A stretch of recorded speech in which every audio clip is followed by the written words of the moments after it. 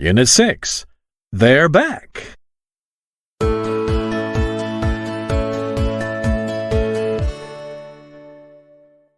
Read about it.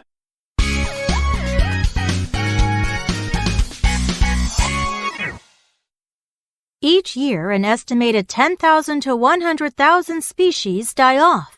In other words, they won't be found in the wild, nor will they be seen at any zoos. Instead, they join the countless species that have gone extinct over the progress of the Earth's history, and extinction means being gone forever. However, scientists now think it highly possible to bring back extinct species with their DNA. This doesn't mean the plot of Jurassic Park is going to become a reality because dinosaurs entirely disappeared 65 million years ago. That is too long for any of their DNA to remain in fossils. DNA, the chemical that carries the key information on building the structure of a living thing, is what researchers need to bring back a species, and that is why dinosaurs are not likely to be brought back. But it's extremely probable that more recent species can be made to live in the world again.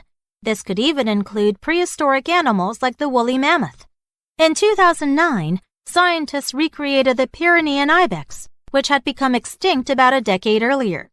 The new animal didn't survive long. It lived for only 7 minutes after its birth. Yet, as scientists attempted to improve this technology, scientific advances have also increased the success rate. Furthermore, in 2013, Australian scientists announced that they were on the way to reviving the gastric brooding frog, a native of eastern Australia which disappeared in the mid-1980s. Being capable of bringing species back doesn't mean that we should do it. There may be benefits to reviving a species. However, we cannot accurately forecast how it will turn out, nor can we handle the possible disasters. Take passenger pigeons, for example. Living in flocks made up of billions of birds, they used to be one of the most common birds on the planet.